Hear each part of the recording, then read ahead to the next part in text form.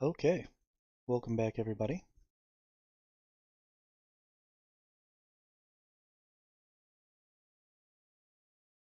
Let's get started with this.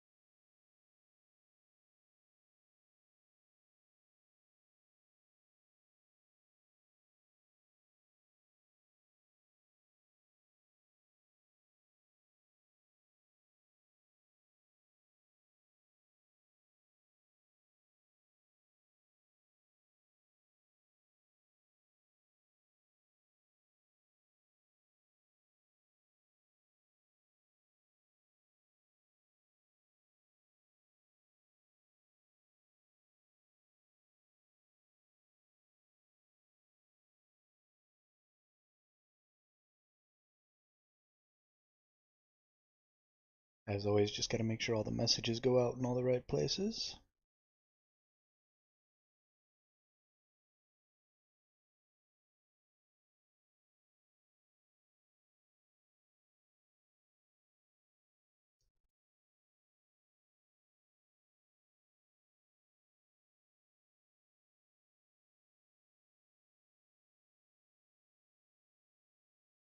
And then we're just gonna get started.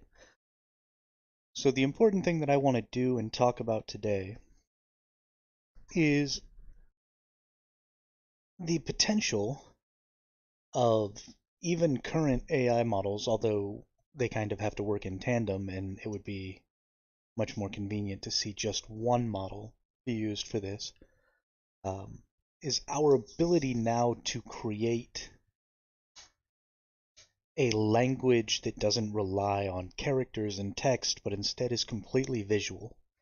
The information density and the ability for the human brain to parse visual stimuli over auditory stimuli are just hugely different. It's very much the same as with your computer, right? The audio processor in your computer is just a much simpler product than your graphics processor. And that's because there's just so much more information when it comes to visual stimuli than auditory stimuli. And so, naturally, your ability to receive and parse information is going to be drastically increased when you move communication from a strictly auditory position to a strictly visual position's the wrong word, but whatever. Um, and so now you're not relying on a system that requires the ability to move between visual and auditory, right? Right now we have languages that by default have to be able to be heard, and so they're written in the way that they're heard. And it's just too simple, and the human brain is far too capable of much larger inputs, right? I mean, you walk around every day and you see and you hear and you feel and you taste and you smell all at the same time. And all of that information allows you to gain this view of the moment around you. And when we communicate with each other, right, we're sending this single stream of data in this extremely linear fashion, and it's just terribly inefficient. And the reason we've been doing that for all of human history, even extremely old forms of communication where they used pictures, it was more pictographic, right? So you had an almost one-to-one language comparison because, again, they were still speaking their languages, even if they were using images to describe those individual words instead of using characters and mashing those characters into words. They were still using their their verbal language and then trying to create a visual replica of that language that correlated on a one-to-one basis. Now we have the ability to completely do away with that because we have the ability to generate images as fast as we could previously generate text. Right, up until AI models like Midjourney came out, if you wanted to describe a paragraph in an image, you had to spend maybe hours crafting that image, unless you were an extremely talented artist who could create that image extremely quickly with the quality necessary to make it understandable to others. Then it could take you an extraordinary amount of time. Right? Writing characters is a very simple thing to do. Everybody learns how to do it. Everybody is good enough at it that they can create the words and form the sentences, and it's all very structured. And so it's something that can be taught to a degree that is usable to basically everyone. And then, of course, your verbal language skills just come from the fact that you walk around all day and people talk to you. And so there's not, I wouldn't say there isn't any disparity in people's communication and language skills, because obviously there are, but that disparity is overcomable. And it's very rare that you run into a person who speaks your language as their primary language and who you cannot communicate with. And so that wouldn't be the case with an image-based language because, for example, I am a horrible, horrible artist. And if I tried to explain even a sentence to you in an image format, it would A, take me all day, and B, it would be squiggly stick figures. And you wouldn't be able to understand anything, right? I don't understand color palettes. I don't understand how curves and lines in an image draw your attention to certain places or express the action of the characters involved. I don't understand. I've never studied any of those things. And so my ability to convey information in an image is extremely limited and would be very, very much pictographic and would ultimately take me more time than just writing down information and then letting you read it. But now that we have artificial intelligence models that are capable of A, understanding on an extremely competent level, not just the text that we're inputting, but the subtext that comes with those inputs. And because we have AI models that are extremely good at creating images based on text inputs, when you put those two things together, right, you input into a program like ChatGPT what it is you're trying to say, and then it outputs a prompt that you can then give to an AI program like Midjourney. That prompt will be turned into an image, and then that image will be able to be viewed and understood by pretty much anyone, because the way we understand images and the way images evoke emotion is pretty universal for all people. And so regardless of language barriers, regardless of um, language skill, regardless of any of that, you can now transmit to another person a much, much greater quantity of information much, much faster.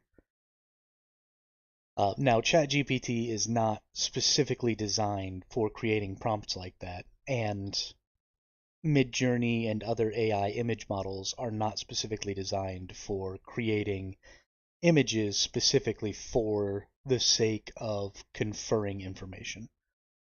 Right? At this point, what they're doing is trying to mimic human creativity, not necessarily distribute information.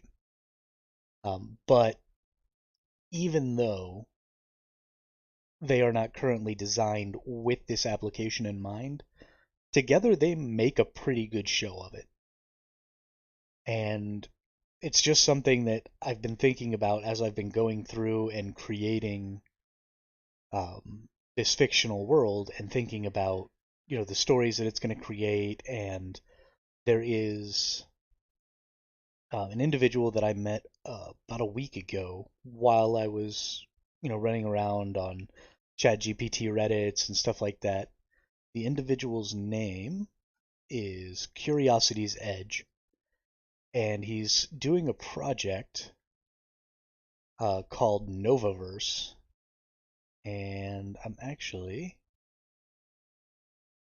probably going to put a link. I'll probably put a link back in the description or throw it up in the comments.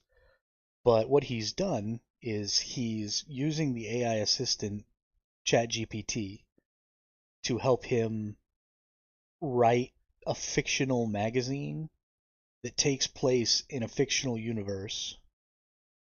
And he's using ChatGPT to even help him structure his prompts into Midjourney to output the images that are in his magazine. And it looks phenomenal. It's outstanding work. It took him a couple of days of just like 24-hour a day work to get the first issue out when he first started using ChatGPT. But it's a really, really interesting project that he's got going on. I really hope to see him continue it.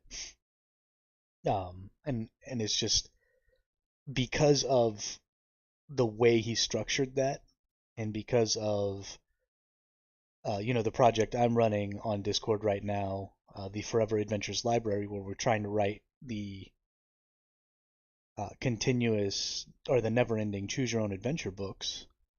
And I'm constantly trying to find different ways to express that information as well, right? I'd really love to use an AI to create audio versions of everything that gets written there, so that maybe blind people can read it too. And just there's so much creativity to be had and so much more expression to be had now that we have these tools that allow us to create so much more, so much faster. And one of those things that came to mind was trying to express everything in the library as images, as a series of images.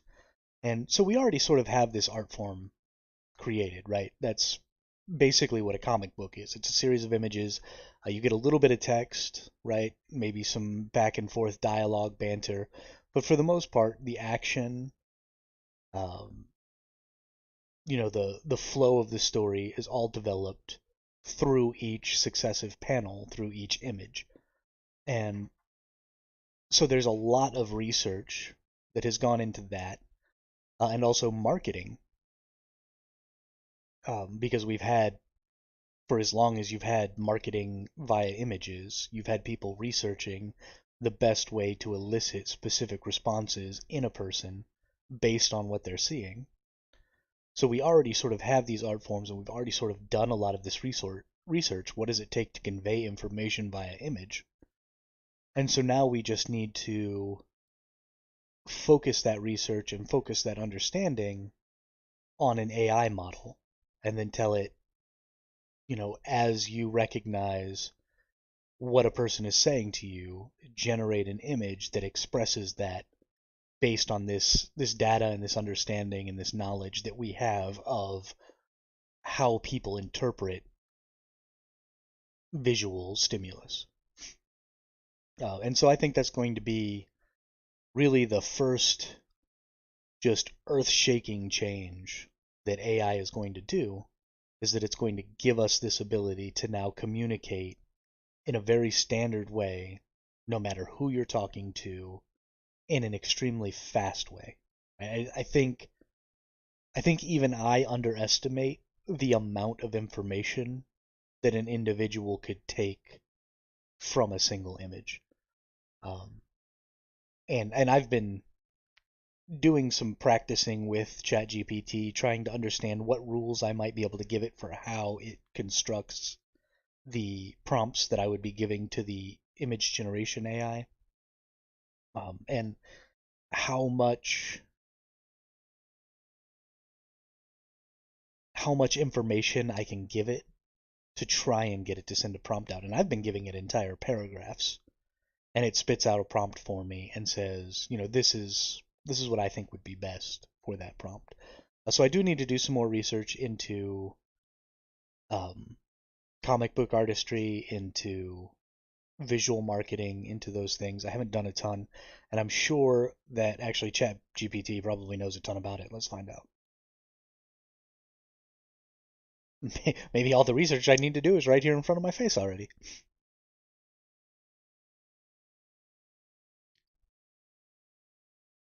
Oh, what are you doing to me?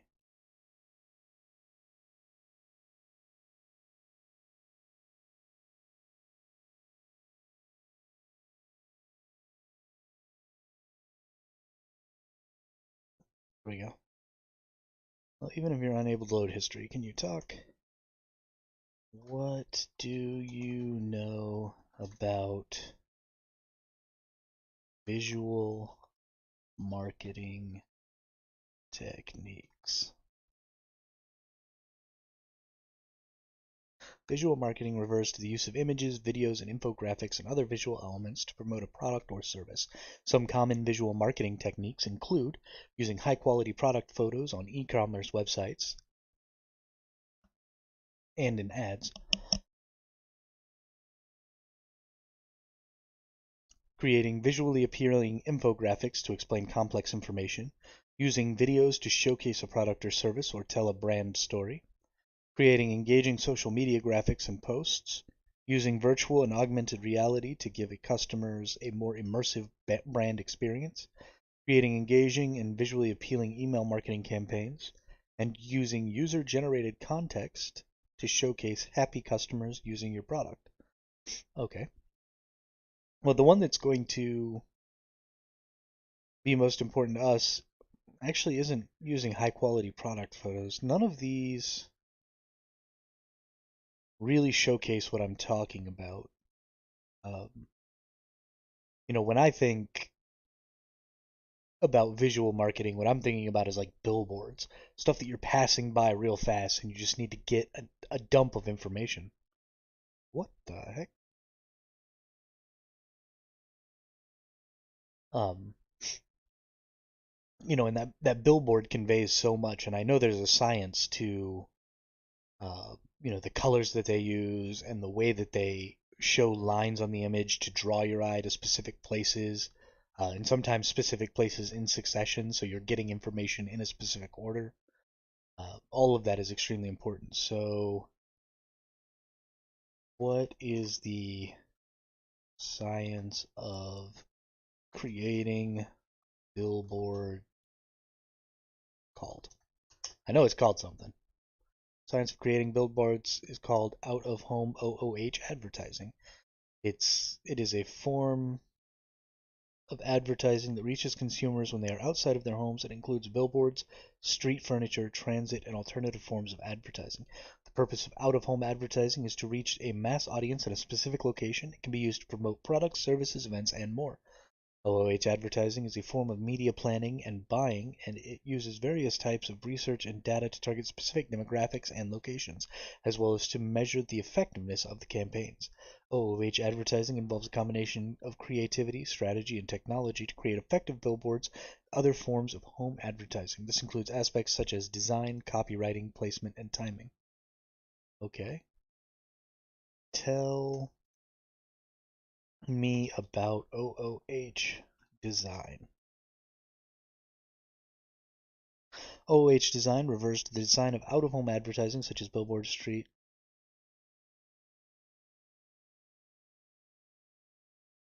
furniture, transit, and alternative forms of advertising. The design of OOH advertising is crucial for catching the attention of consumers and communicating the message effectively.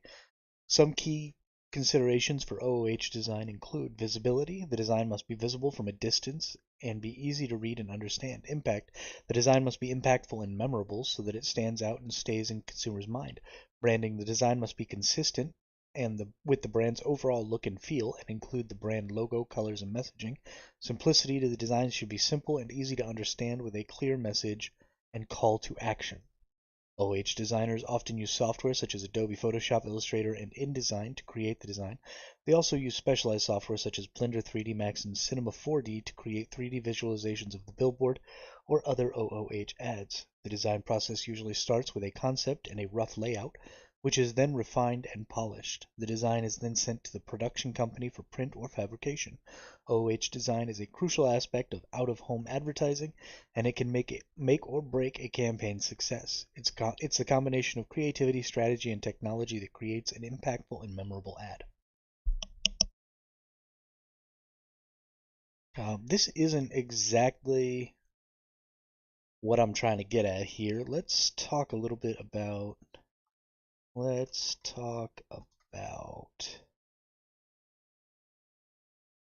comic book artistry.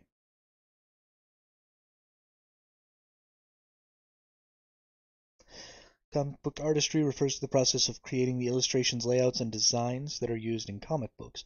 The artistry of comic books can include a wide range of styles and techniques, from traditional pen and ink drawings to digital illustrations. A comic book artist typically starts by creating rough sketches called thumbnails, or thumbnail drawings, which are used to plan the layout and composition of each page. Once the sketches are approved, the artist creates final drawings, which are used to create the printed comic book. The most common techniques used by comic book artists include penciling, inking, and coloring. Penciling is the process of creating the initial rough sketch of the illustrations. Inking is the process of creating the final lines and details, which are used to create the printed comic book. Coloring is the process of adding color to the illustrations, which can be done digitally or traditionally with paint or markers.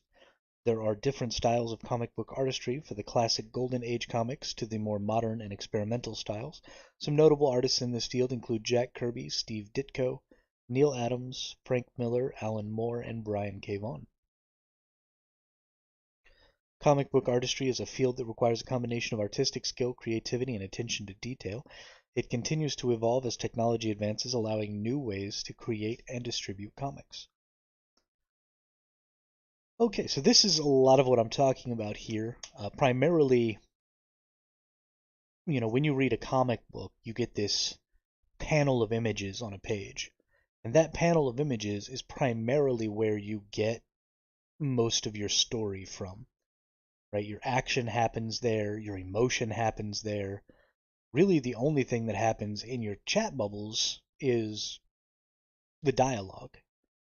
And the dialogue is an extremely small part of that story compared to, you know, the setting that it's taking place in and the people that are involved, right? You've got background characters that exist in the panels. It's not necessarily just a single individual talking to another single individual. You've got all of this additional information that gets added and they can be seen through those panels and the way that they move. And the same thing is going to be true of all communication in the future, right? Just everything is going to be able to exist in an image form, and it's not just going to be a dialogue anymore, right? There's going to be emotion behind it, there's going to be motion behind it, there's going to be subtext that is suddenly going to become the real context of what you're trying to say.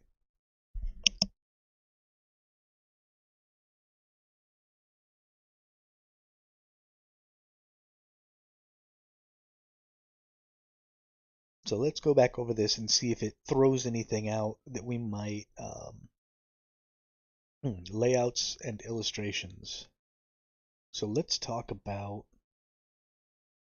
the layouts and the theory behind them. The layout of a comic book is an essential aspect of the artistry. It refers to the arrangement of the illustrations, text, and speech bubbles on each page. The layout of a comic book is used to tell the story, control the pace, and guide the reader's eye through the page. Some of the key elements of a comic book layout include panel. A panel is a single illustration that is used to tell a part of the story. Panels are typically rectangular in shape, but can also be circular, oval, or even irregularly shaped. Grid. A grid is a series of panels that are arranged in a specific pattern on a page. Common grid patterns include the 3-panel grid, the 6-panel grid, and the 9-panel grid. Gutter. The gutter is the space between panels. This space is important because it helps to separate the panels and create a sense of movement and progression. Speech bubbles. Speech bubbles are used to show dialogue, thought, and sound effects. They are usually round or oval in shape, and they can be placed inside or outside of the panel. Sound effects. Sound effects are used to create a sense of atmosphere and to indicate sound in the story. They can be placed inside or outside the panel and can be written in different styles and sizes. And page turn. The page turn is the moment when the reader turns the page. It can be used to create a sense of suspense, surprise, or to reveal a new piece of information.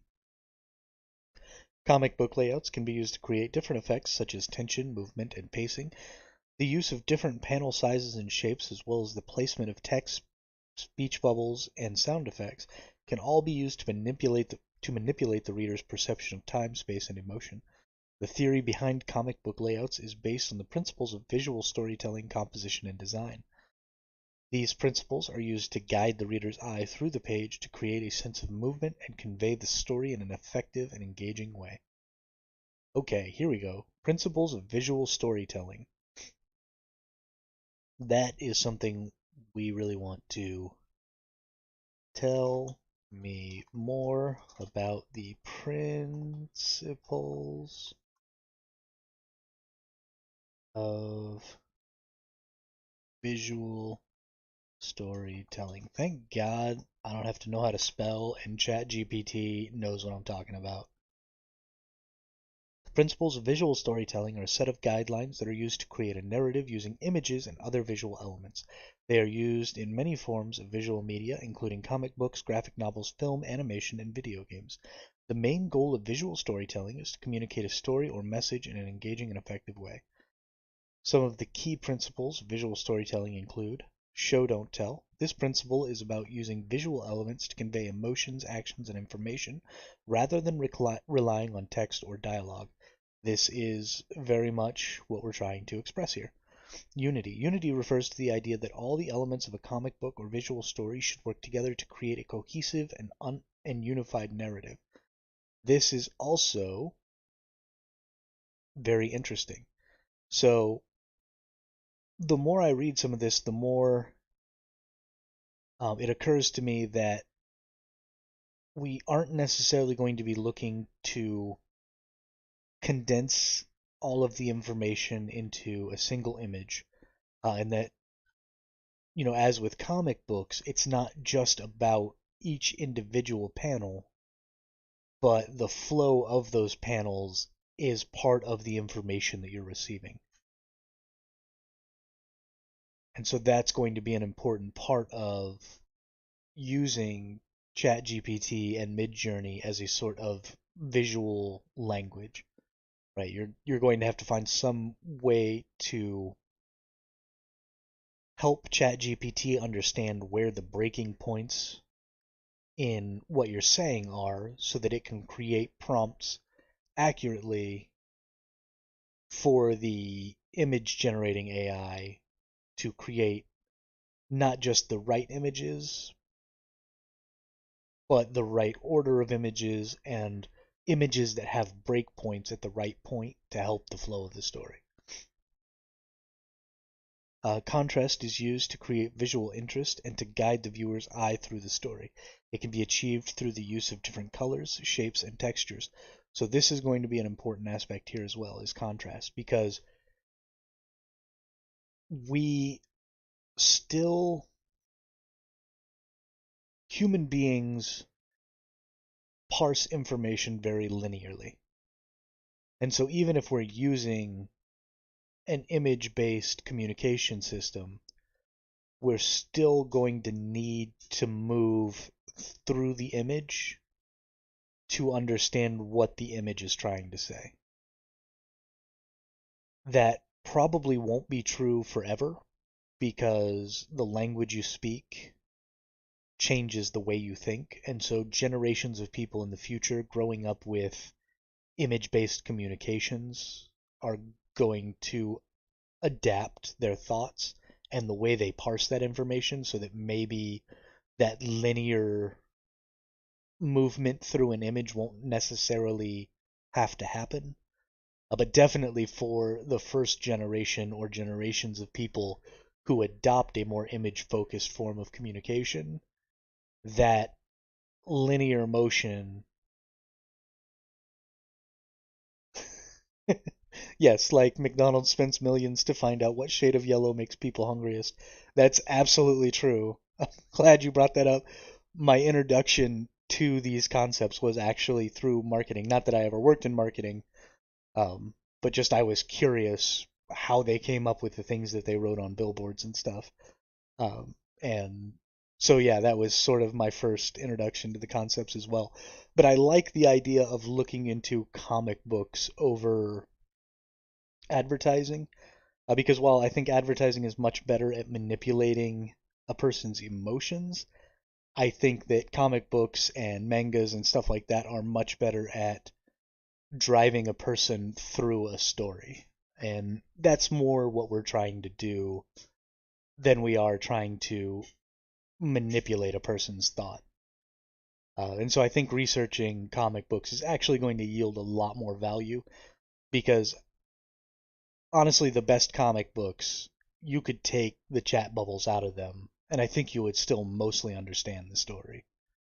And that's kind of what we're trying to get at here is finding a way to make all communication that same sort of image-based communication.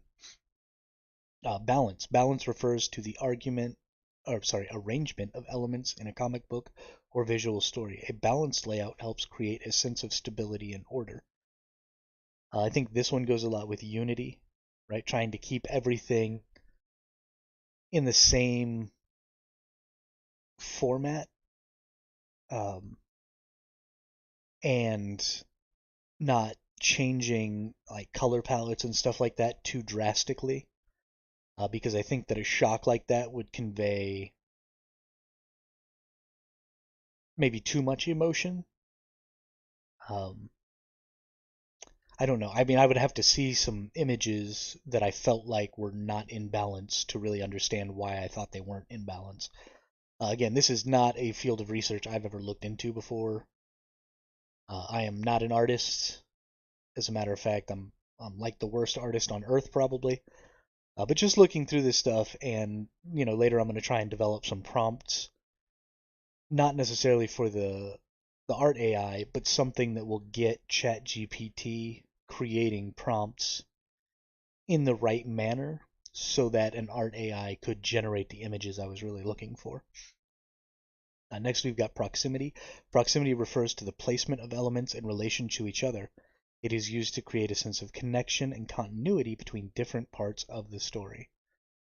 Again, super important, and this is, I think, even talking about different panels, right? If you're using a 3 layout, the information that you have, if you have one big panel, say, all the way down the left-hand side, and then you've got 2 panels on the right-hand side, one above the other, where you put elements of all 3 of those panels in relation to the elements of the other panels is going to adjust the way the person reads through the visual elements of that story.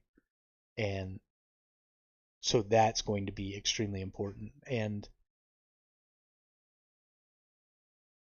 so again, I've been sort of seeing this in the same linear fashion that we always do communication, and I was thinking a series of images, but it's actually very right to say that you need to consider every image on a page and consider multiple images per page because that is going to significantly change the story that you're telling or the information you're getting across as these images come out. So it'll be interesting to see if there's a way to get ChatGPT to create prompts for um,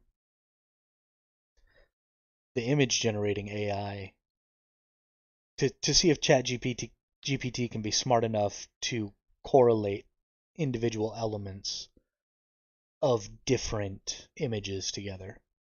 And I think that's a tall order, and I seriously doubt that it'll do it. But I've been super surprised by ChatGPT in the past, so it may very well. A hierarchy is used to indicate the importance of different elements in a comic book or visual story. It can be achieved through the use of different sizes, colors, and other visual cues. And then repetition is used to create a sense of rhythm and continuity in a comic book or visual story.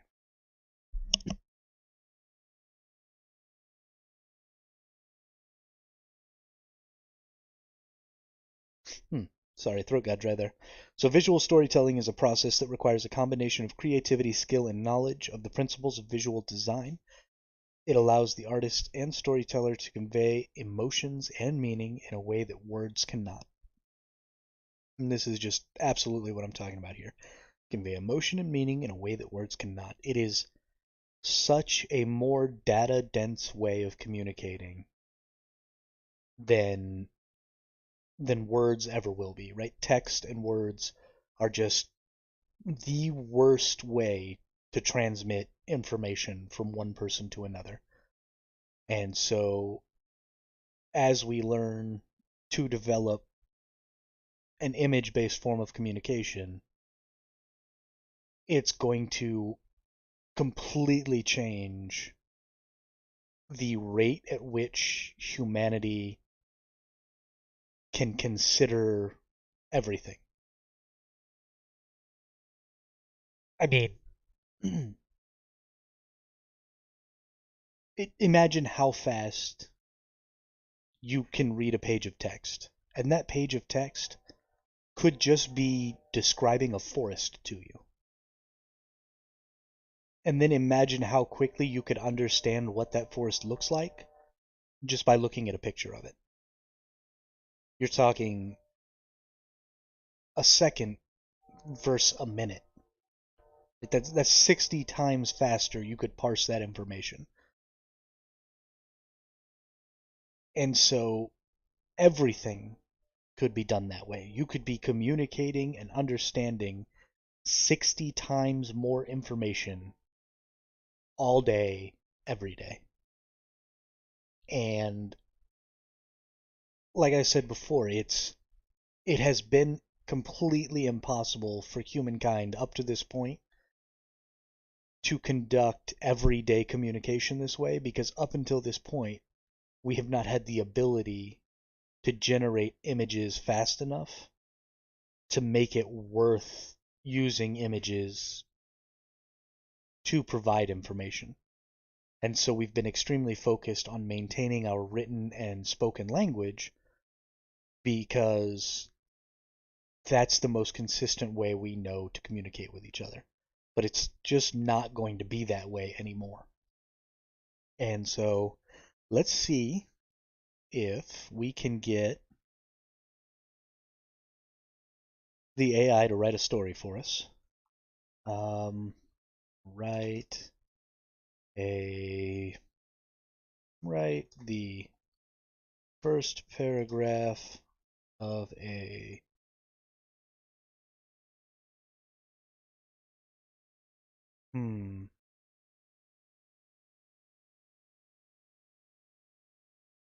let's not do a paragraph. Let's do a whole page. Write the first page of a PI story set in the 1950s. It was a typical hot summer day in Los Angeles in the 1950s, and private investigator Jack Johnson was sitting in his small office trying to cool off with a fan. The sun was beating down on the city, making it nearly impossible to think straight. Jack was just about to give up on the day when the door to his office swung open. A woman walked in, her hair perfectly coiffed. Coiffed? I don't know. And her dress immaculate. She looked around the small, cluttered room before settling her gaze on Jack. "Are you Jack Johnson, the private investigator?" she asked, her voice steady and confident. Jack nodded, setting down his fan. "That's me. What can I do for you?" The woman took a seat across from him and crossed her legs. "My name is Susan Miller, and I need your help," she said, her eyes scanning his face for any sign of hesitation. Jack leaned back in his chair and folded his arms across his chest. "What kind of help do you need, Miss Miller?"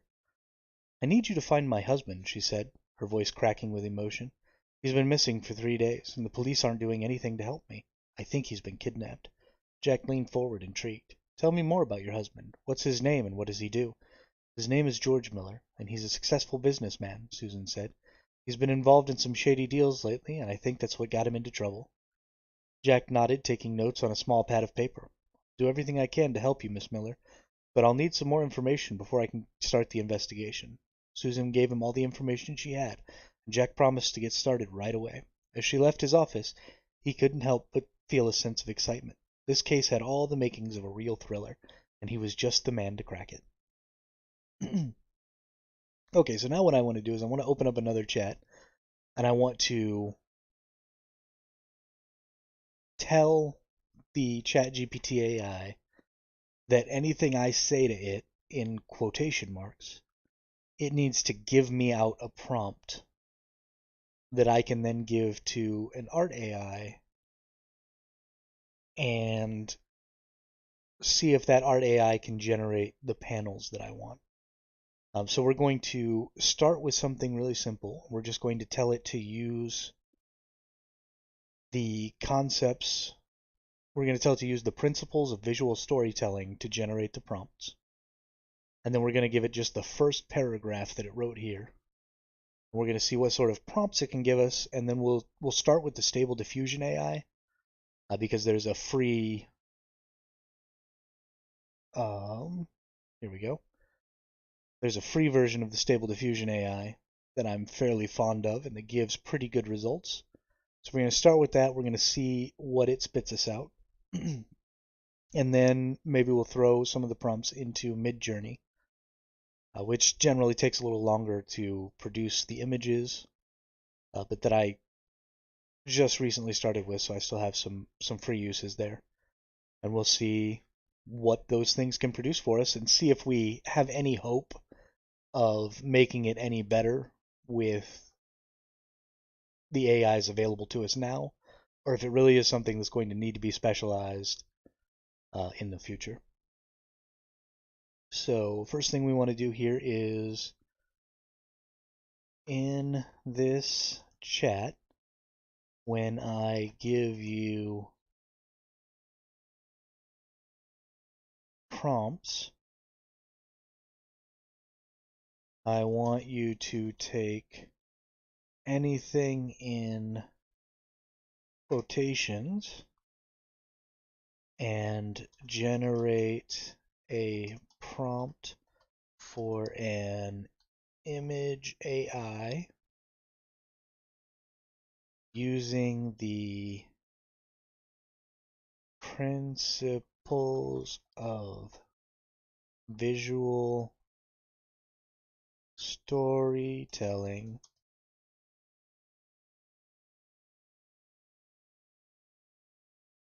to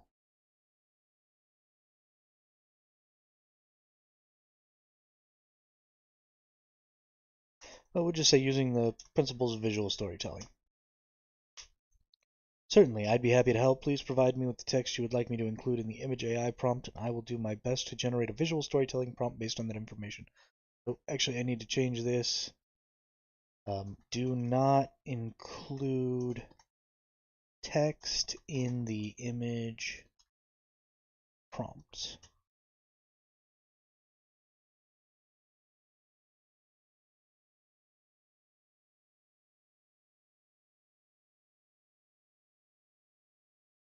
Okay, that's not what we wanted.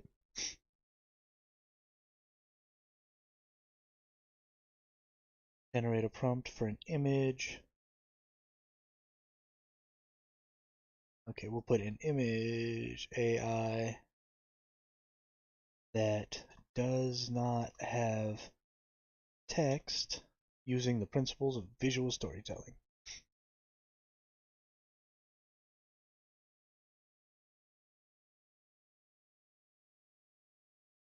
Why you do this?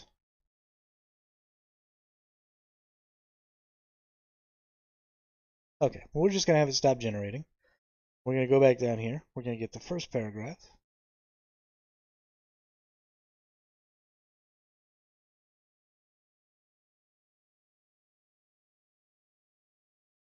We're going to paste it in there. We're going to spit it out. Image AI prompt, a shot of a small stuffy office with a lone fan in the corner. Sweat beads on the forehead of a man sitting at a desk with paper scattered around him. The open door in the background suggests sudden interruption or new development in the story. Okay. Um,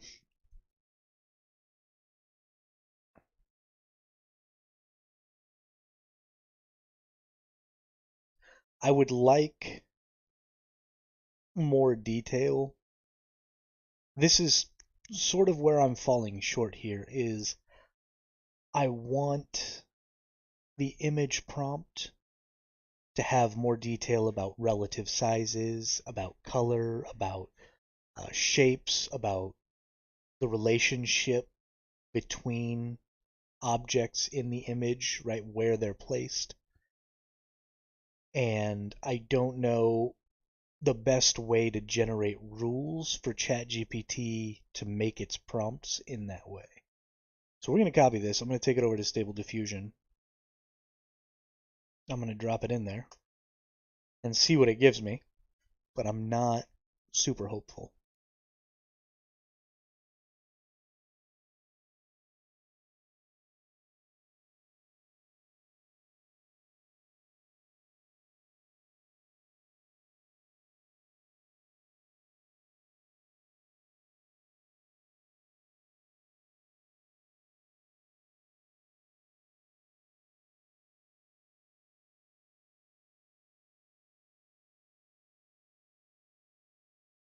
I am a pretty big fan of this hugging face thing, though.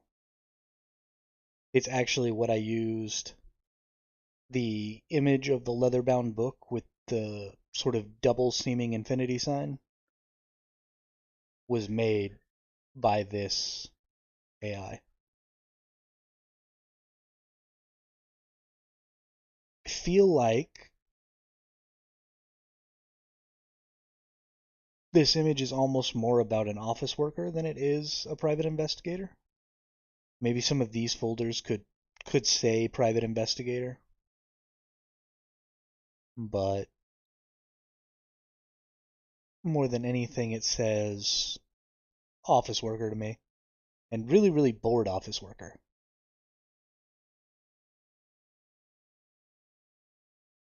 And then the door isn't open in any of these, even though it's said to have it open, but that's not a failure of the prompt, it's a failure of the image.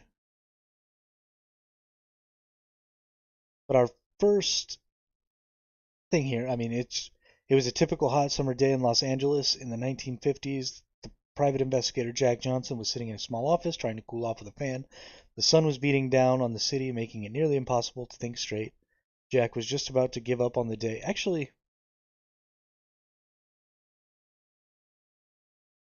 surprisingly, even though it doesn't say a lot about the person, right? It only says beads of sweat. This is actually what I would think if a person was just super hot and having a super terrible day. This is kind of how he would look to me. So it's weird that that subcontext seems to have made it through, whether that's by accident because the AI doesn't understand how to make faces really well, or because it understood the context of sweat dripping down his face to be that he was hot and maybe lethargic, is a little interesting. So I think of all of them, I like this one the most. And maybe second, I like this one. They both convey a little more. There's too much clutter on the floor in this one. I don't really like that. I don't think typically that a person would put files on the floor. That's just a weird place to put files. I don't like that. And this one is I just can't get over that. The droop on the left side of the face is super awkward to me, and I can't really get over it. Of course, there's a droop on the left side of this guy's face too. That's interesting. Um, let's see if instead of just a single panel, can you make 3 prompts for a series of panels? Not can you. Make 3. Okay, make 3 prompts for a series of panels.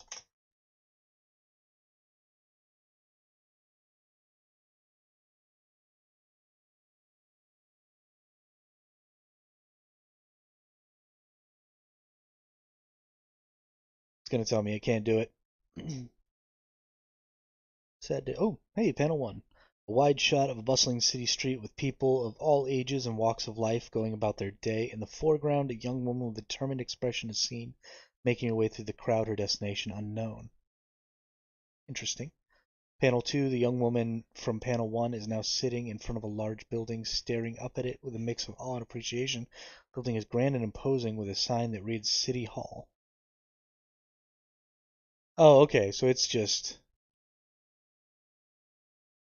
making up a 3-panel series. Not, that's funny. Well, let's see. Let's read through these prompts and see. A wide shot of a bustling city street with the people of all ages and walks of life going about their day in the foreground. A young woman with a determined expression is seen making her way through the crowd, her destination unknown. The young woman from panel 1 is now sitting in front of a large building, staring up at it with a mix of awe and appreciation. The building is grand and imposing, with a sign that reads City Hall on the top. Panel 3. The young woman is now standing in front of a closed door, her hand raised to knock. She looks resolute, but there's a hint of uncertainty in her eyes. The sign on the door reads Mayor's Office. The scene implies a meeting with a powerful figure, probably to advocate for a cause or request a favor.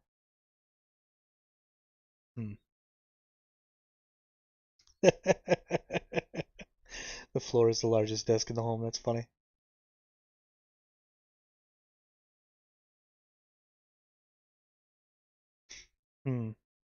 Okay, well, we're going to go back and edit this, and we're going to give it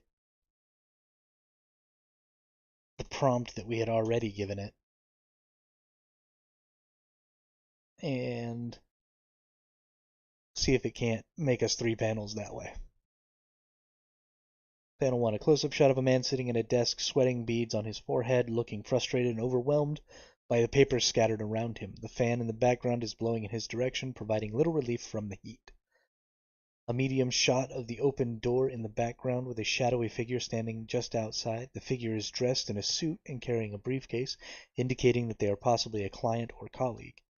Panel 3, a wide shot of the entire office showing the man at the desk in the foreground and the shadowy figure standing in the open door in the background. The figure is now stepping into the office, ready to present their case to the private investigator.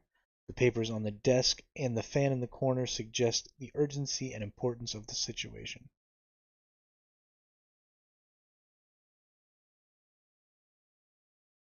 That's interesting to me. Why does it think that the papers on the desk and the fan in the corner suggest the urgency and importance of the situation?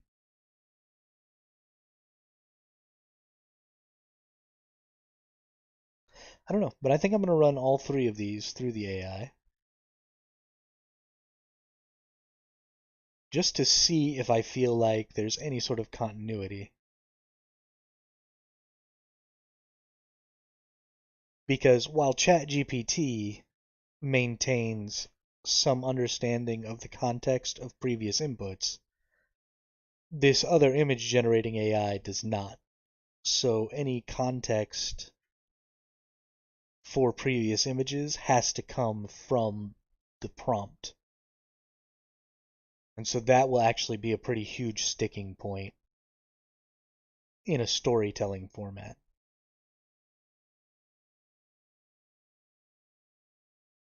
But let's see.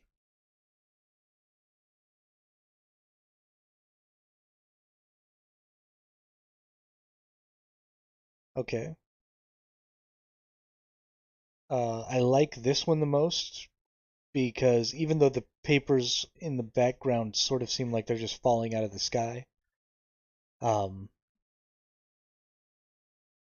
I like that they're back there because, private investigators and police officers and just investigators of all types tend to have things pinned up on their walls all over the place.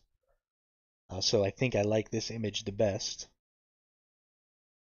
So I think I'll just consider that image number 1 of the 3 panels.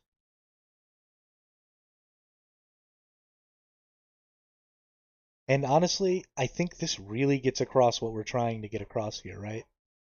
There's no fan, which is weird since it explicitly said there's a fan. maybe the papers falling are supposed to be from a fan blowing them. Maybe that's what the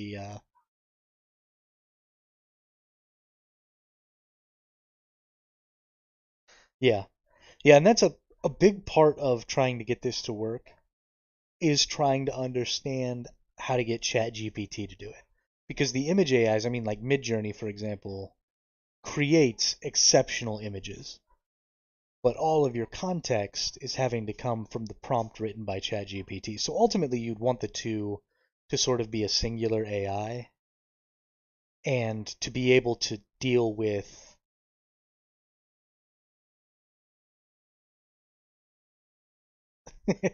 I don't know who Pepe Sylvia is, but sure.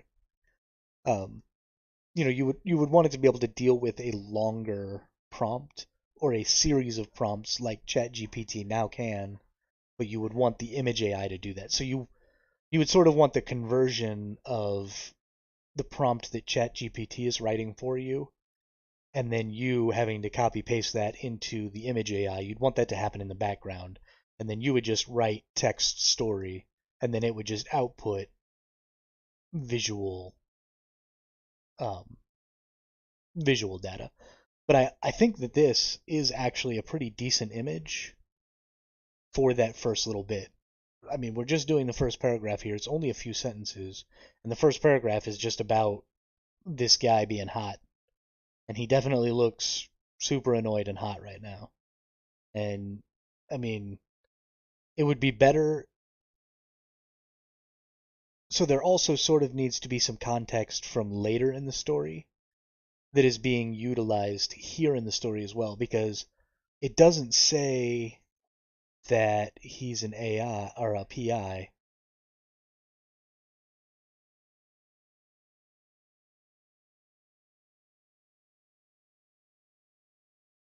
Yeah, it doesn't say that he's a PI yet. It says he's a PI in the next paragraph. So you would even really want to be able to give ChatGPT a much larger section of story, and then it would need to even draw context from forward in the story and input it backward in the story. And maybe if I gave it the next paragraph, it might do that. Um, but that's something to be considered as well, is you have to know a lot more about your characters if you want to get across the right context all the time. So we're going to deal with that as the first one. Now I want to take the second prompt. I want to dump it in here and see how the AIs try and progress our story.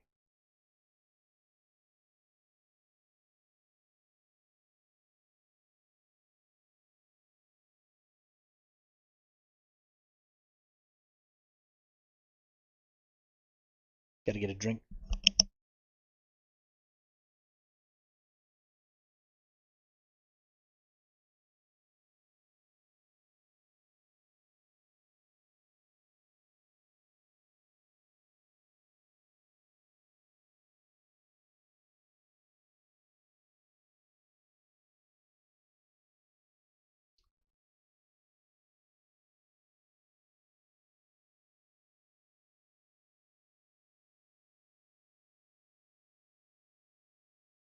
Hmm.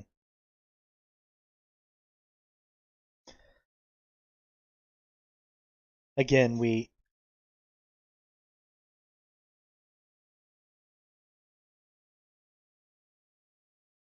Oh, did I use the wrong?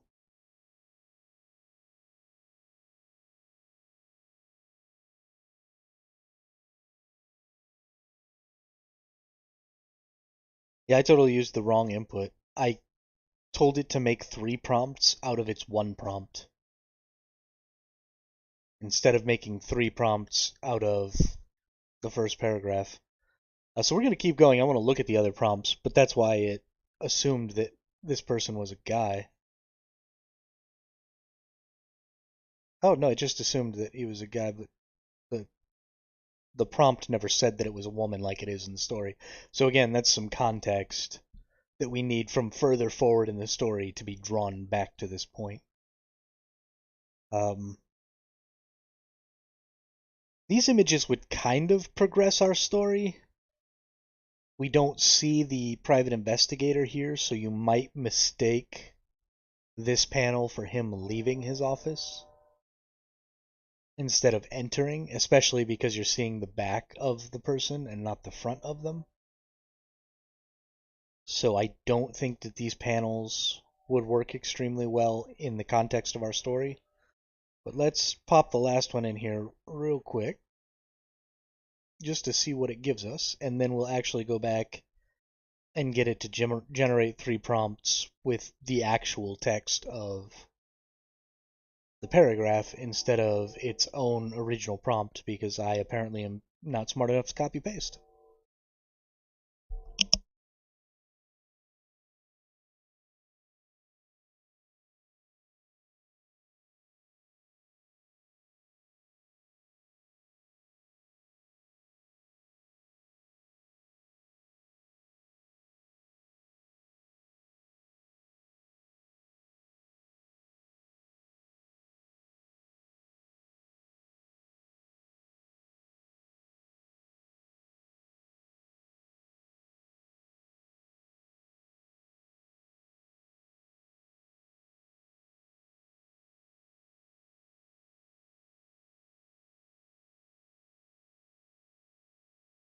Okay, so this prompt was supposed to be a wide shot of the entire office showing the man at the desk in the foreground and the shadowy figure standing in the open door in the background. The figure is now stepping into the office, ready to present their case to the private investigator. The papers on the desk and the fan in the corner suggest the urgency and importance of the situation.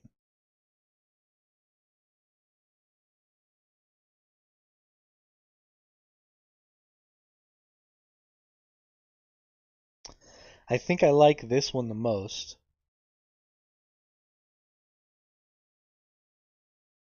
but I don't like the fact that there are no people. This image would also lend itself to my concern of the last one, that we were getting the private investigator was leaving the office. And that definitely wasn't what was about to happen. He was about to sit and have a conversation. So I don't really think that this is very accurate. But again, I didn't take the correct information and post it in. So let's try again and get it to post.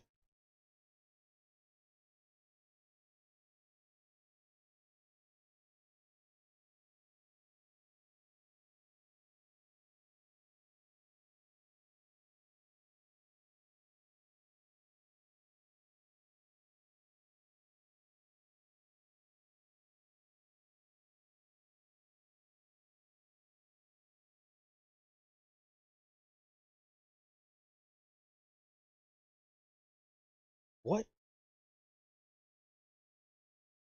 It's it's almost like it knows the story.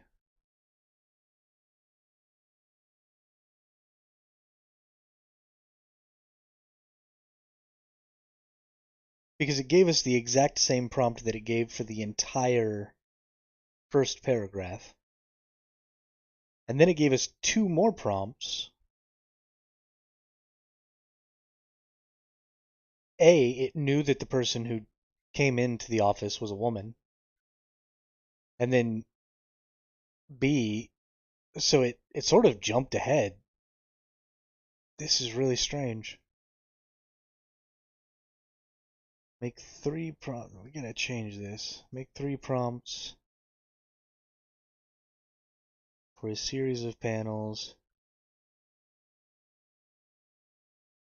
using the following for context. Let's see if we can just get it to generate 3 panels for this paragraph. Phone fan in the corner, sweat beads on the forehead of a man sitting at a desk, papers all around him, the door, blah.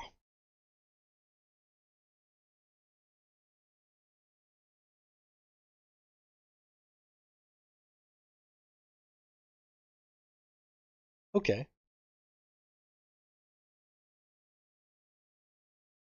So it gave us the exact same first panel again. But this time it did contain itself to the paragraph.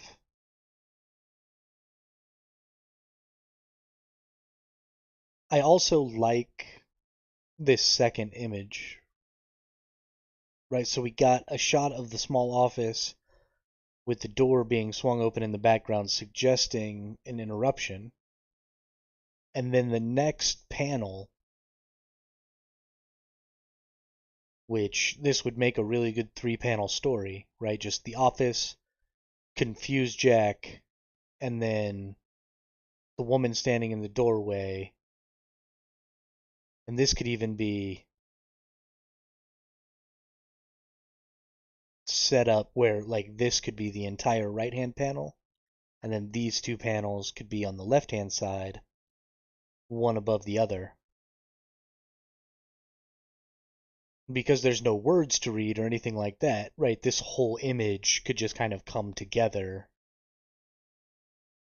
to show what you were trying to show. Because it doesn't have to be linear, right? You don't have to read from top to bottom, left to right like you normally would. You could just look at the entire page and take it in. And I think those 3 panels would actually do a really good job. So let's see. We've already seen what this one will output. So let's see what a close-up of Jack's face would look like.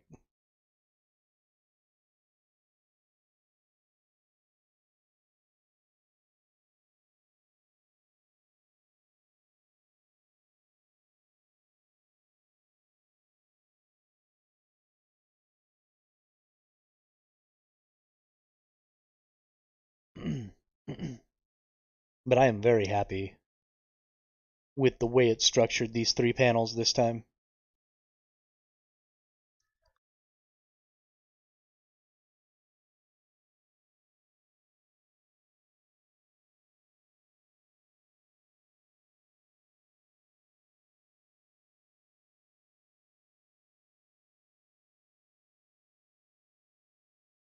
I wonder if you could get. You probably couldn't get Stable or this model here that I'm using on Hugging Face to do it, but you might be able to get Midjourney to do all 3 panels as a single page. I don't like any of these faces. This is obviously the best one, but I don't like these faces. They're super creepy.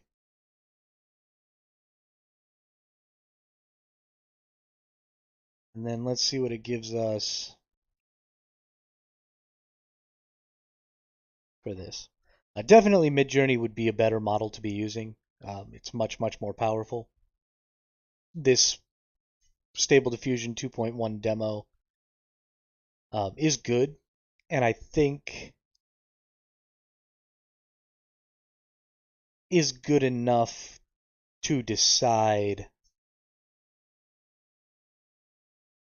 if the concept is viable, right? Because the most important thing is the output of the prompt from ChatGPT, because that's going to be giving you all of your information about what's in the picture and its orientation. So as long as we can get something that seems coherent out of the image, then we can always assume a better quality from the image AI.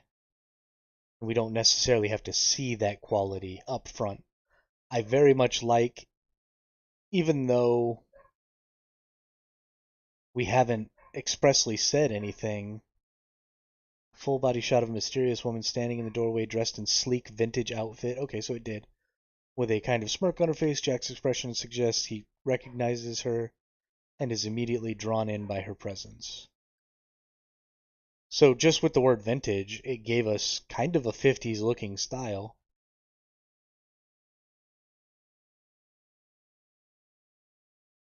Yeah, I mean, I think altogether these would probably make for a pretty compelling first paragraph. And it would be fairly easy to follow. I don't think you would have a problem You like the fourth one, yeah. The face on the fourth one, I think, gives the smirk off better.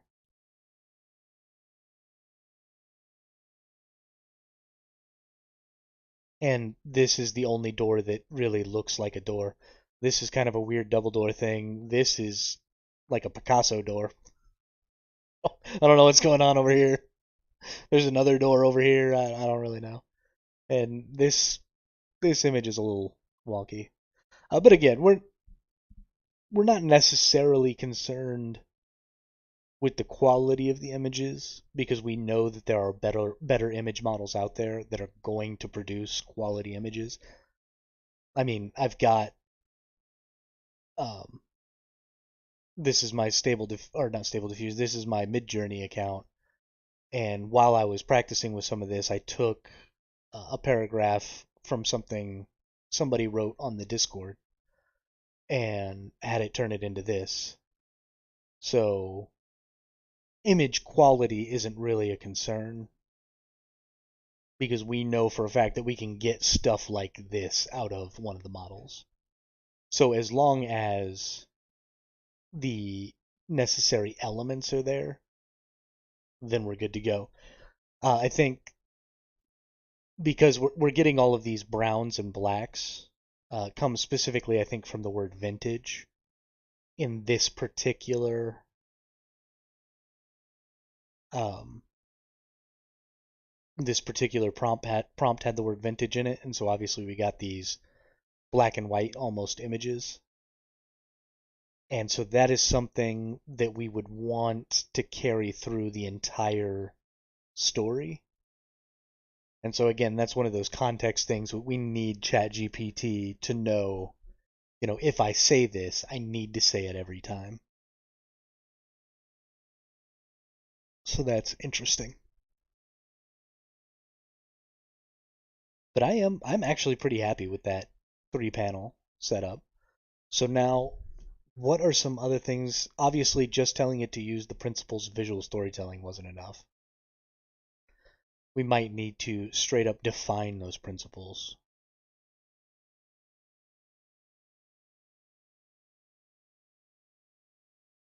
I'm not really sure. It is an extremely hard question to answer, and I am not particularly educated on the topic, other than what we've learned today. Let's talk. No, this isn't what I'm looking for.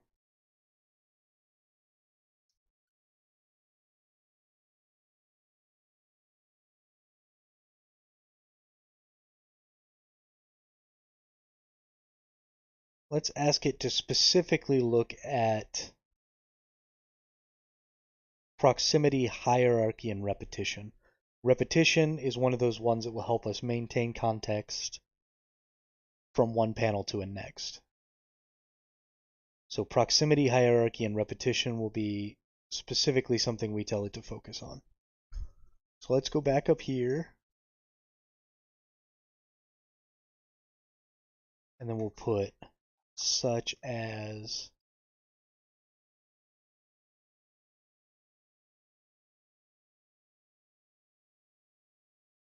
proximity, hierarchy, and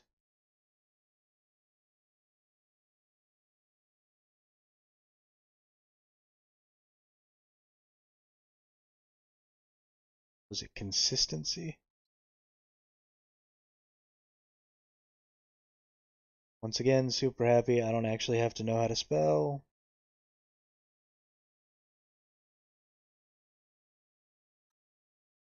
And then we'll submit that. Oh, something went wrong. It's not going to let me update this now. I'm going to have to go to a new chat. Poo poo.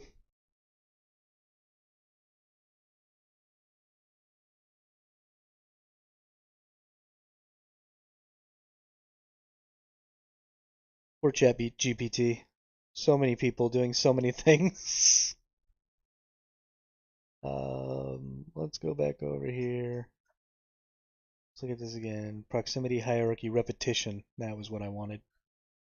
Let's recopy this because I liked the way this was written. We'll start a new chat, paste that in there, and then we'll put such as proximity, hierarchy, and repetition. And let's see if just mentioning those things will get it to provide us. Okay, stop generating. Go back to the previous.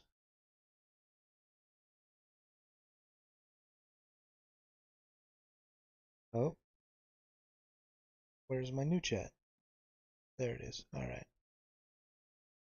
Go back to this one.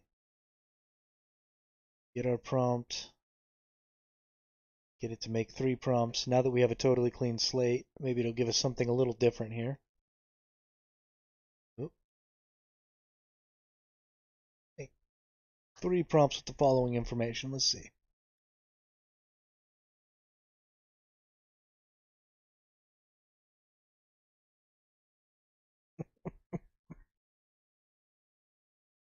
I wonder if the image model would understand use proximity and repetition. Use proximity and repetition to show the contrast between the sweating heat outside and the cool, dimly lit interior of Jack's office. Show Jack struggling to focus as sweat drifts down his face, while the fan in the foreground provides a sense of relief.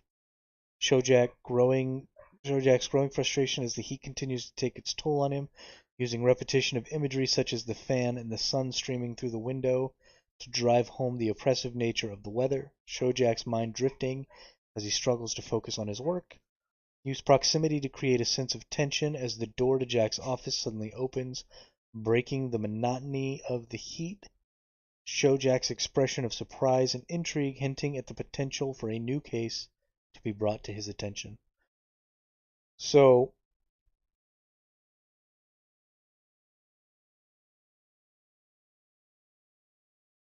that's interesting. It never occurred to me to drop words like proximity and repetition into the actual image generator. Um, Obviously, things like repetition aren't going to matter to the image generator because it has no context for what to be repeating because it doesn't know about the previous prompts. So that won't really mean anything to it. But again, in a future iteration of an artificial intelligence specifically designed for this, it could absolutely be keeping that information. And so you would get a much higher quality out of it.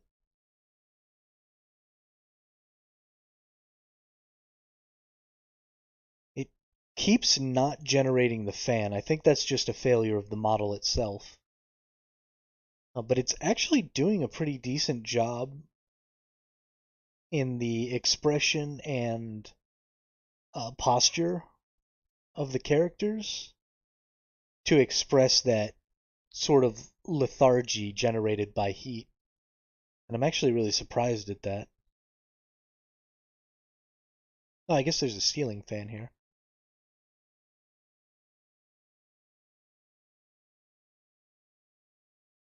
I think I like either this one or this one the best.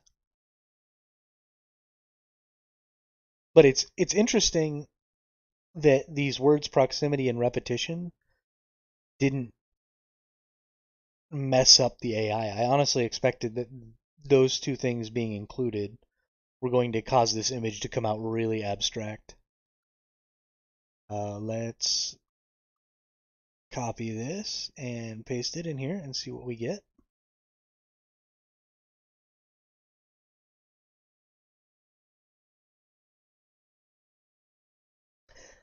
Definitely the more we go through just this paragraph, though, and try to generate these images, even with a more basic model like the one that we're using, the more I'm convinced that it's absolutely viable to use images in place of standard language for communication.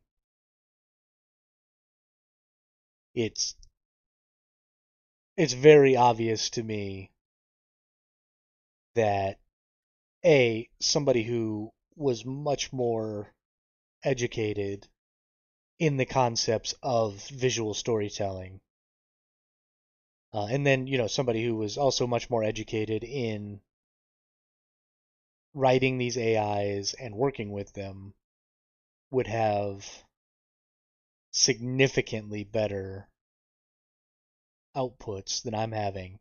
And an AI that was generated specifically for this would definitely be able to output what I'm trying to get at. Here you just have that second image was just supposed to be showing Jack getting more frustrated with the weather. Again, you see there's no context maintained between images because Jack looks totally different this time.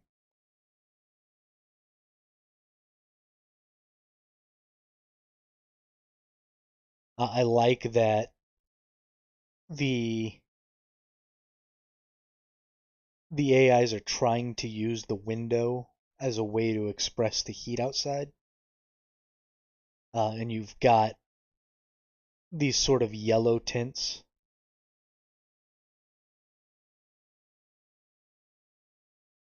They don't really express heat, but they don't hurt. I mean, brown grass and stuff like that is something you would associate with a hot summer day.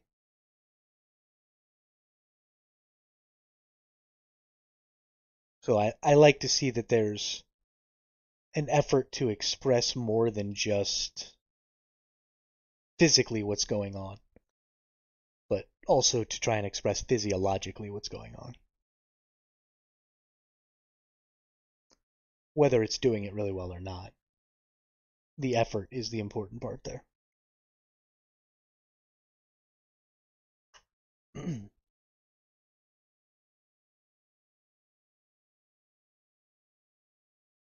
And then the last one should be about the woman entering.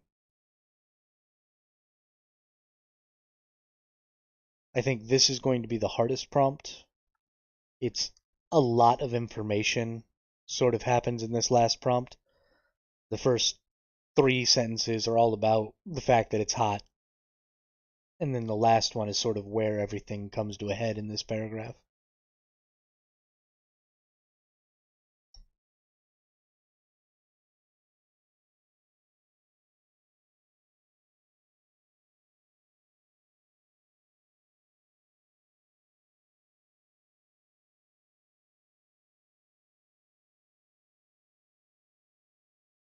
This one real sideways.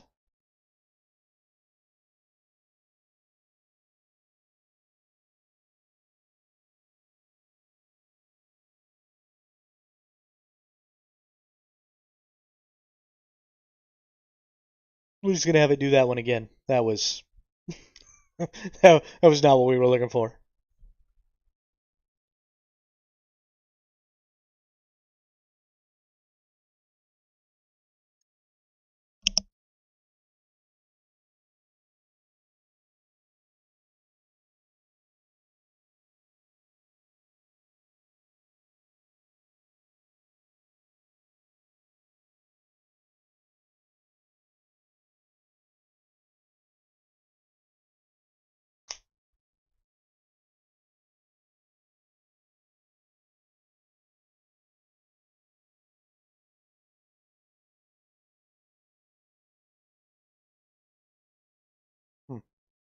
I mean, these are a little better, I guess, but they're still not necessarily expressing the right thing.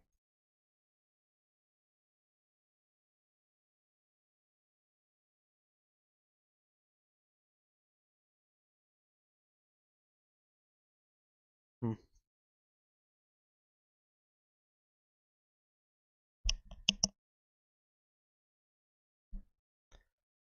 I don't know. This is something I will have to research much more in depth to make significant progress on. I'm excited by the concept. I'm excited about the idea. I definitely think that it's a valid consideration. I think it would be extremely interesting to take, some older books or something like that and try and craft a prompt for ChatGPT that would help it work better with an image AI like, and also something of a better quality model like Midjourney, and feed it an entire book or, like an entire play by Shakespeare or something like that, and see if we could get a full coherent story out of the models. But first, considerable work needs to be done on this initial prompt for ChatGPT. And there are people crafting prompts that are doing a lot better than I am. I might even be able to tell it something like imagine you're a comic book artist. ChatGPT seems to do really well with putting itself in the place of characters. So maybe if I tried to convince it was a comic book artist and to create the panels in that storytelling way, I wonder if it would do a better job of generating the. Let's try, actually, just for fun. I want you to play the role of a comic book artist and describe the panels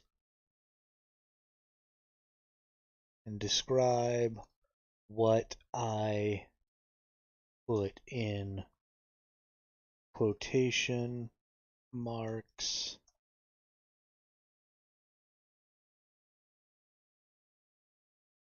for the rest of this chat as if it was a panel in a comic book.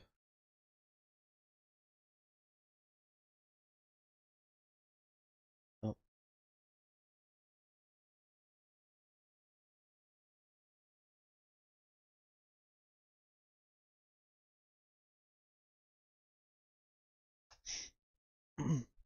Sure, I'll do my best to describe what you put in quotation marks if it was a panel in a comic book. Go ahead and give me something to work with.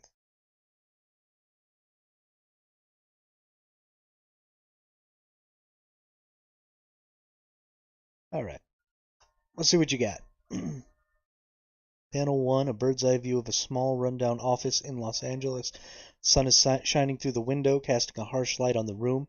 In the center of the panel, we see Private Investigator Jack Johnson wearing a suit and tie, sitting at the desk with a small fan blowing on him. He looks hot and uncomfortable. Panel 2, close up on Jack's face. Sweat is beading down on his forehead and his eyes are squinted in frustration. He looks as if he's about to give up on the day. Panel 3, the door to the office suddenly swings open, catching Jack's attention. He looks forward. He looks towards the door with a look of surprise on his face. Panel 4, the door is open, and a shadowy figure is standing in the doorway, backlit by the bright sun. The figure is silhouetted, making it impossible to see who it is. Jack looks on with curiosity. Just telling it to imagine itself as a comic book artist gave such more descriptive panel prompts.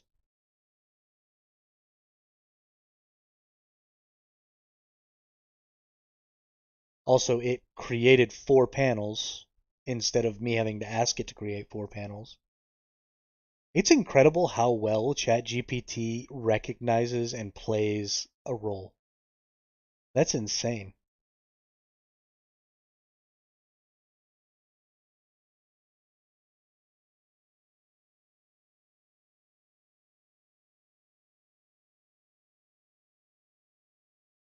I honestly can't even believe that.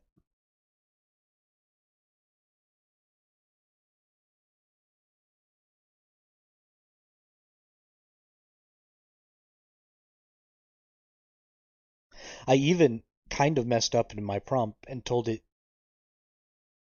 to express it as a panel in a comic book and not a page or not a series of panels or anything. I told it to do a panel and then it basically knew that I was dumb. I was like, no, it's going to be 4 panels. But again, I like the progression of these panels. Right, we get the office. It's telling the image generator that it's Los Angeles, so you might get some sort of context there that makes it feel hotter. The sun shining through the window, casting a harsh light, describing the way the light looks is going to definitely help. The center of the panel, we see Private Investigator Jack Johnson wearing a suit and tie, sitting at a desk. Small fan blowing on him. He looks hot and uncomfortable. Next one, close up on the face, sweating down, going down his forehead. Again, letting us know that it's hot, that he's frustrated, and that he's kind of at the end of his rope at this moment. Move on to the next panel. The door to the office suddenly swings open, catching his attention. Right, there's a very small amount of action really going on in this paragraph, so it should get an entire panel to itself. And action things like doors opening and stuff like that, things that are changing the environment, sort of need their own panels so that you can show that environmental change. And then the door is open and a shadowy figure is standing in the doorway, backlit by the bright sun. Figure is silhouetted, making it impossible to see who it is. Jack looks on with curiosity.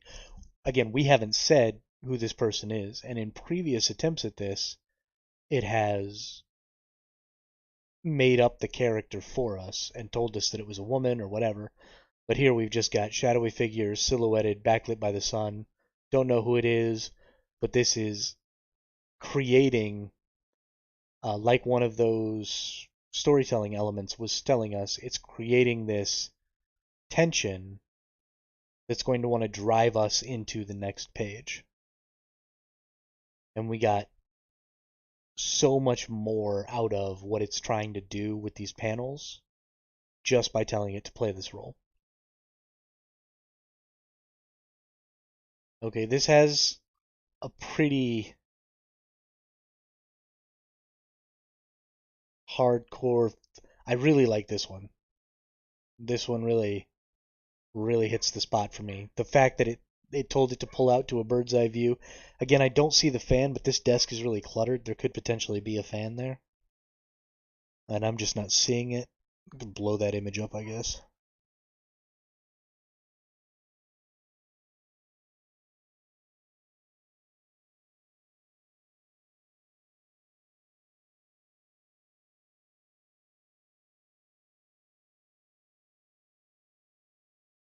These images are definitely coming through as better, and I definitely like this one the most. That was really solid. Let's move on to our next one.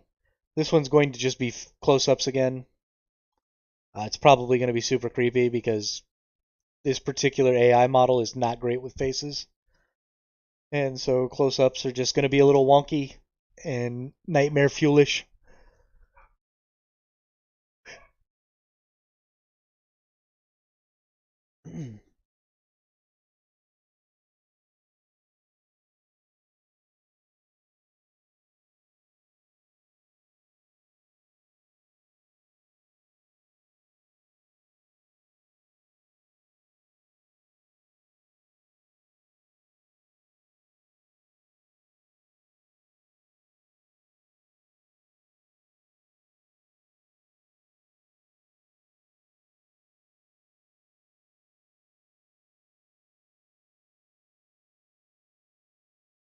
Oh wow.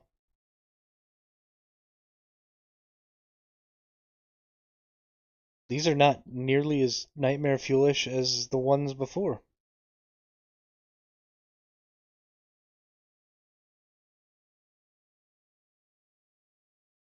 I'm actually really shocked.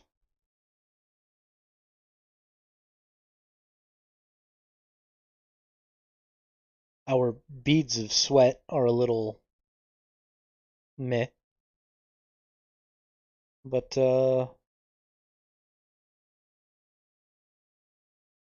Yeah, these are actually pretty solid images.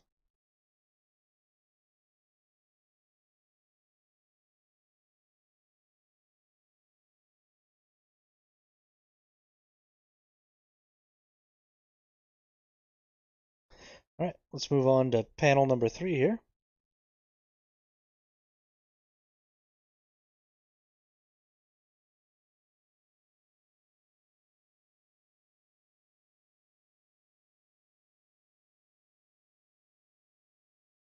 Again, we're not getting a consistent style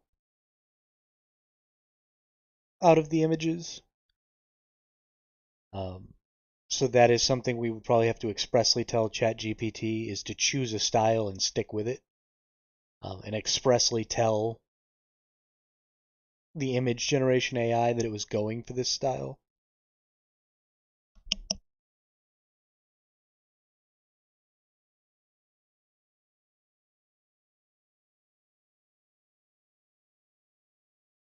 But honestly, even if the style wasn't consistent, I don't think that that would I don't think that that would harm the ability to understand what was being said nearly as much as having bad or insufficient content within the images. Even if the styles don't match up, you're still going to notice what's going on. It might be a little jarring and a little hard to look at a page of images that are all in different art styles and try and see them together as one. But I think it would be less difficult to understand that than to understand something that just didn't have any good context. This AI is having a really hard time with this door thing. Every single time one of the panels seeks to have a door, this particular AI art model is just losing its friggin' mind. It has no idea what it's doing. But again, we can imagine what a quality panel for this would look like, right? You're just looking to the open door. And again, that action, you may have wanted to see a closed door in the previous one so that you could recognize that the door being open was different. But just showing a door that's open is probably enough for most people, especially in the context of the next panel, which is going to be somebody standing in that doorway. Right? There's probably enough context between those panels to say, oh, the door was opened. And again, we have to start thinking about looking at this as an entire story and not even necessarily a linear story. I think there's a lot that can be going on sort of all at the same time in these panels because you're trying to snapshot moments in time, and those moments can't necessarily be covered in a single panel, right? Especially if you're trying to show the same moment in time from two perspectives, because those perspectives matter in that same moment. You're going to be looking at multiple images simultaneously and not in a linear fashion. And again, that's going to hugely contribute to the amount of information that can be transmitted and understood in this way versus just saying or reading using a more traditional language. And I mean, the more we look into this, the more I'm convinced that it's absolutely not just a valid thing, but sort of has to be a thing.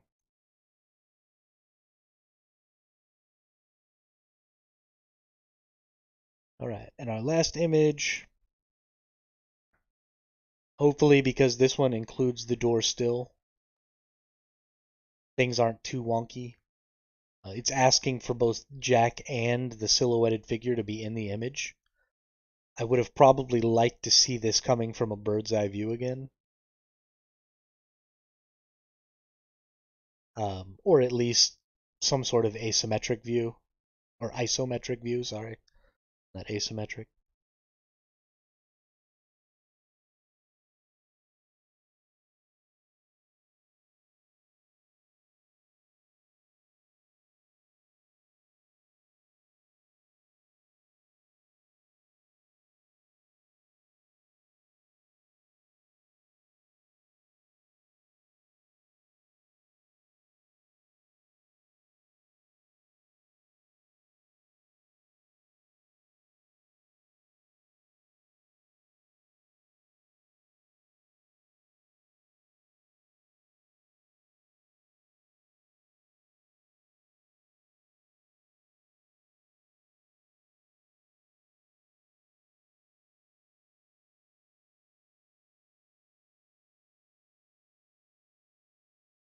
Hmm.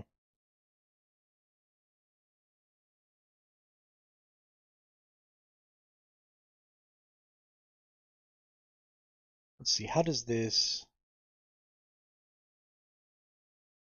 when the door to his office swung open? Okay. So it just ends on the door to the office swinging open. It doesn't end on telling us that it's a woman. It doesn't end on talking about um, the fact that they could be a customer. It doesn't end on talking about the conversation they were having or anything. It's just that the door swung open. So I'm actually surprised that ChatGPT even made a panel showing a person in the doorway.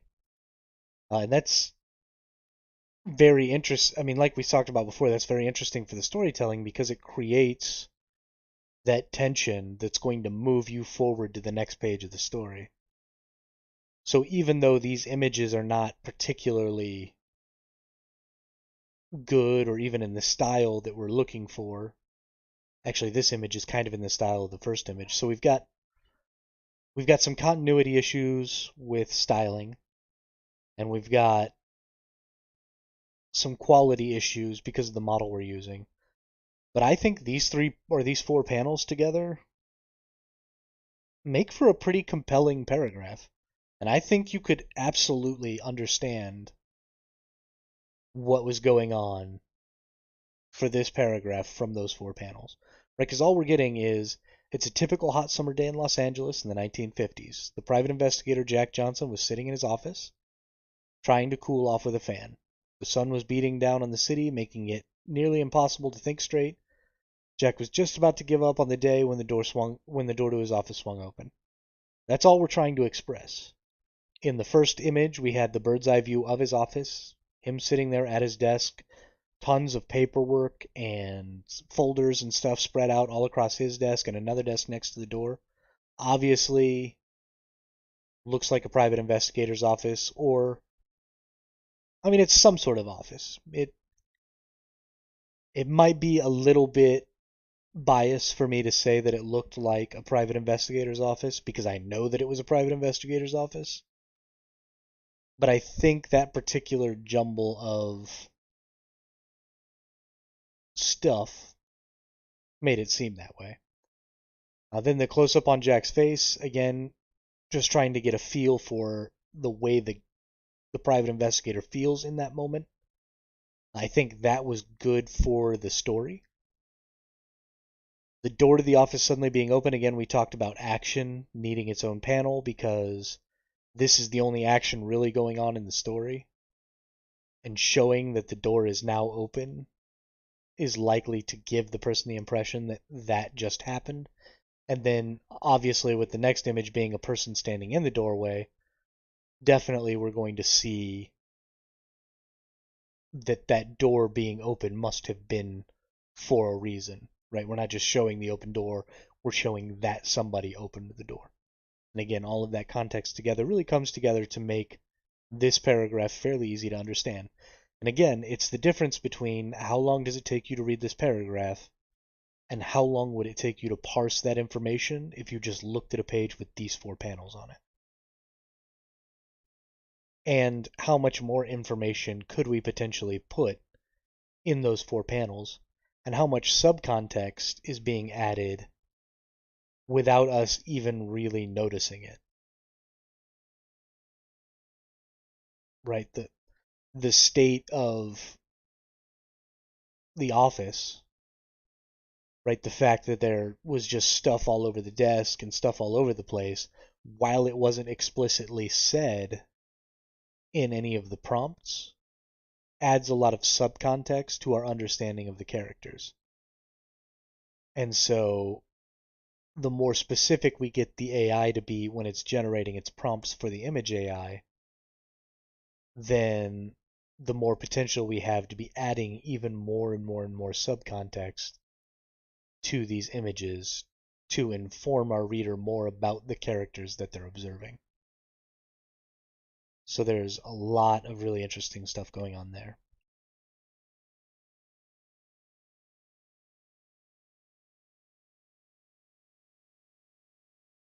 I wonder what else I could add to this start prompt to get even better output. I just really don't know.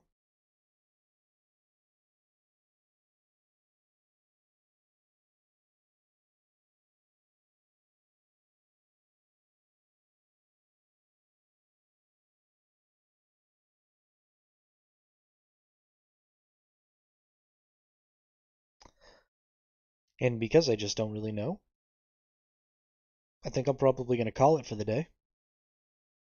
J42. It was actually really nice to talk to you. You had some interesting things to say there. And so thanks for coming by.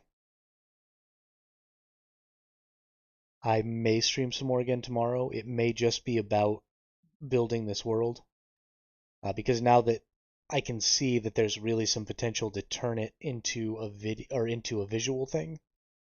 Now I'm really excited to get an actual story going and then kind of work on those things in tandem together. I think it'll be really fun.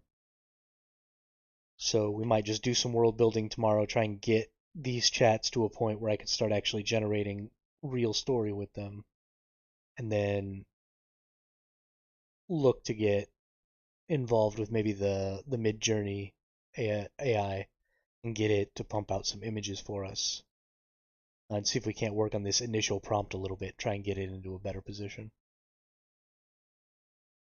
But it was certainly a fun thing to experiment with today. I'm very excited about it. I'm very excited for somebody way smarter than me to eventually get an AI whose sole purpose is to be able to do this, to convert text into an image language. I think would just be an insanely positive thing to do with these AIs. So, yeah, I think that'll be it. Don't forget to like and subscribe, and come join us in the Discord. If you like to write at all, the the Forever Adventures Library Discord just started a couple of months ago, so there aren't a ton of us, and we don't have a lot of stories going. And I mean, it's going to be a slow process, but if you like to write at all, it is a good place to come and see about doing it. So I will see you guys on the flip side.